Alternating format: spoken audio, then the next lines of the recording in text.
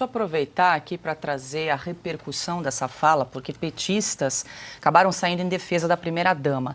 Mesmo depois da bronca do presidente Lula, o ministro do Desenvolvimento Agrário, Paulo Teixeira, elogiou o xingamento feito por ela ao dono da Rede X, abre aspas. A verdade é que a Janja falou que estava preso nas nossas gargantas. Esse é o sentimento sobre Elon Musk e sua interferência negativa na política internacional. Fecha aspas.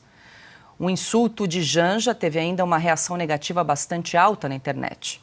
Segundo dados da agência Ativa Web, que monitora as plataformas digitais, em apenas um dia foram registradas quase 1,5 milhão de menções a respeito do assunto.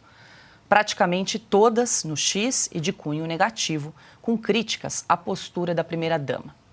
Integrantes da oposição no Congresso também se manifestaram.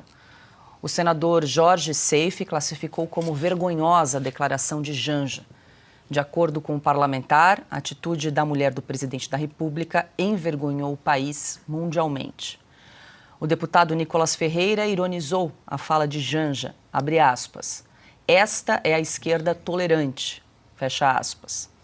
O deputado Marcel Van Hatten afirmou que as declarações da primeira-dama podem comprometer as relações diplomáticas com os Estados Unidos, já que Elon Musk terá uma posição no novo governo do presidente eleito Donald Trump.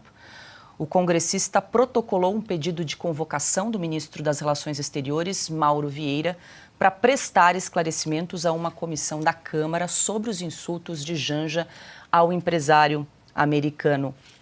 Piotr, eu queria te ouvir também sobre essa questão da possibilidade de dificultar as relações entre Brasil e Estados Unidos depois dessa fala da Janja. Afinal de contas, Elon Musk foi convidado pelo presidente eleito Donald Trump para integrar o governo, a ter um cargo no governo, e foi insultado pela primeira-dama. E isso, claro, correu o mundo. A gente vai trazer daqui a pouco a repercussão internacional do caso, mas queria te ouvir a respeito. Paula, eu vou me basear no que o Caute já fez menção. A frase desnecessária na diplomacia é muito pesada. Como tudo em diplomacia, evita-se uma outra expressão mais dura. Mas desnecessária quando o diplomata diz: você acabou de criar um problema que não existia, não tinha razão para existir, e agora nós vamos ter que nos debruçar sobre ele. Ou seja, a Janja, além de não agregar absolutamente nada para o governo, acabou de criar um problema para o governo Lula. Mais que isso, ela queria ser tanto o governo, né? Ela queria se dizer parte do governo, embora a primeira-dama não seja o governo, agora ela acabou de ser o governo. Aí me refiro a um ponto que o Silvio já trouxe aqui. Essa é a opinião do governo Lula, esta é a opinião dos ministros do Lula, esta é a opinião do Lula. Tá, mas eles não tinham dito de forma muito clara, porque, óbvio, você evita esse tipo de coisa. Diplomacia existe para isso. Quando você quer uma coisa mais dura, você diz para o seu diplomata que se reúne a portas fechadas com o diplomata do outro país e lá eles se entendem, a portas fechadas. Abriram as portas, eles saem falando todos assim, olha, estamos ainda com pontos, com divergências. Essa é a lógica da diplomacia. Agora, a primeira-dama de um país que conseguiu entrar na Casa Branca ao lado do presidente Biden e do presidente Lula, ficar no meio naquele aperto de mãos, acho que é a cena única na história. Neste momento, vai lá e diz uma frase dessa para um assessor que não é qualquer assessor. O Elon Musk já não é qualquer pessoa no mundo, mas ele vai ser simplesmente um assessor de primeiro escalão do presidente americano para desburocratizar o governo americano. Mais que isso, para fazer o Estado americano economizar. E tem prazo para entregar o produto dele, não são 4 anos, não. Ele tem que entregar isso até meados de 2026, exatamente no 4 de julho de 2026, nos 250 anos da comemoração da independência americana, da Carta da Independência Americana. Tem 1 ano e meio para apresentar um plano com visão de homem de negócios de como fazer o Estado ficar mais eficiente. Ou seja, o trabalho dele vai ser acompanhado com lupa, não só pelo presidente, como pela sociedade americana. Agora, este é um sujeito que tem todas essas realizações.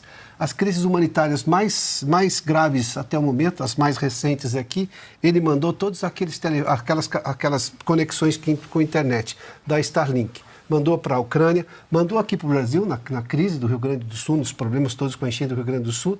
Ele tem atuado de forma humanitária, inclusive com as empresas dele. Sem contar a tecnologia do foguete, vai ajudar a NASA a trazer astronauta de volta. Aí a Janja vai lá e diz essa frase da grosseria, que a gente percebe que não adianta, né? Pode ter avião novo, pode ter sofá caro, parece que isso não vai fazer milagre em muita gente. Aliás, isso não faz milagre. Classe é outra coisa, né? Augusto, antes de te ouvir, deixa eu trazer a repercussão internacional aí desse insulto da Janja em relação a Elon Musk. A emissora britânica BBC destacou o que definiu como uma relação complicada entre Musk e o Brasil, refletindo tensões políticas que envolvem o empresário e as autoridades brasileiras. A rede de televisão americana Bloomberg publicou uma reportagem sobre a declaração de Janja e a descreveu como uma influenciadora que reavivou o conflito com Musk. Na Argentina, o jornal La Nación comparou o momento da declaração da primeira-dama e também abordou a relação entre Musk e o governo brasileiro.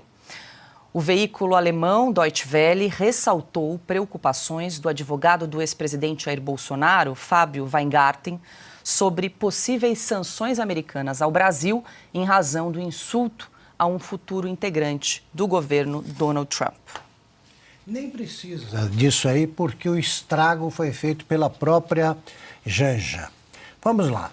Só um vassalo como Paulo Teixeira pode dizer uma coisa dessa. Um vassalo que se faz de cego, né? Não é o que o Brasil pensa do... Como o Brasil? Eles acabam de sofrer uma surra nas urnas, memorável, e ele fala em nome do Brasil. Isso aí é a minoria. Não há nenhum problema entre o Elon Musk e o Brasil. Há um problema do governo que quer censurar redes sociais e um homem que defende a liberdade de expressão. Esse é o conflito. É esse o conflito. Então, o Paulo Teixeira, ele acha normal isso aí. Por que não fala em voz alta na televisão? Por que não repete o insulto da primeira-dama? Porque é uma expressão impublicável. Por que a gente aqui não fica repetindo em português o que ela disse? Porque isso é, no mínimo, uma demonstração de grosseria, sabe, de falta de educação, de primitivismo, que a gente não tem o direito de impor a quem nos acompanha, só por isso. Elegância é o que falta, a era da delicadeza realmente acabou. Nesse governo nunca existiu. Não sabe ser gentil, porque imagina uma mulher que chama de minha filha, o meu querida, da minha querida da Dilma, minha filha, a mulher que chamou pelo nome, o Janja Palusa. Imagine, então, que ela não fala em particular. Imagina estar numa rodinha com ela, que classe que tem. Só pode se comportar assim uma mulher que se dedica desde o século passado a perseguir o atual marido. Perseguir porque queria casar com ele. Ela acompanhou as tais caravanas da cidadania, lembra, Silvio? Isso aí tem quantos anos? É antigo, hein? É da década de 1990, ela já estava atrás. Até que e ele casado com a Marisa Letícia. Aí vem a segunda-dama Rosemary Noronha, e ela atrás. Agora conseguiu, então ela acha que tem algum tipo de influência ou de poder que vai fazer com que ela se envergonhe o Brasil o tempo todo. Eu vejo agora que ela ia participar de uma palestra ao lado de governantes. Uhum. Ela desistiu não é por causa do palavrão que disse, não, é porque ela descobriu, alguém alertou para o seguinte, ela não tem o que dizer. Primeiro, ela não fala português. É uma besta. Os erros que ela comete são piores que a Dilma. A Dilma não falava coisa com coisa. Ela comete erros de português que são perfeitamente notáveis, né? Você percebe o que ela está dizendo. A Dilma era aquele tumulto mental que não dá para você saber o que ela diz. Agora, ela não. Ela fala, como veremos, né? Não vou adiantar nada, como veremos daqui a pouco. Ela fala palavras impronunciáveis por uma primeira-dama. Quem primeiro ocupou o cargo, a Darcy Vargas, foi exemplar em tudo. Ela criou os programas sociais a que se dedicaria. Tá? Ela sempre discretíssima, tocando lá o seu barco. E ela se portou com extrema dignidade quando o marido se suicidou. Ela teve a mesma dignidade que a gente vê quando passam os filmes aí do sepultamento do Kennedy, do enterro do John Kennedy. Você vê a Jacqueline Kennedy com os filhos, tem uma dignidade, né, que mostra o que é uma figura de fibra e tal, não numa hora terrível, difícil. Imagina, a Janja é daquelas, como o Nelson Rodrigues fala, daquelas que inauguraram no Brasil um esporte que é do lançamento sobre o caixão. O cara vem, nas crônicas que ele descreve o subúrbio do Rio, o Nelson Rodrigues fala da viúva que vem e pula em cima do caixão. A Janja pula em cima do Lula em vida. Em vida. Está pulando desde o século passado. E agora acho que tem um poder que não tem. Que não tem. E eles ficam desafiando aí o Elon Musk, repetindo o comportamento de quem? Do Maduro.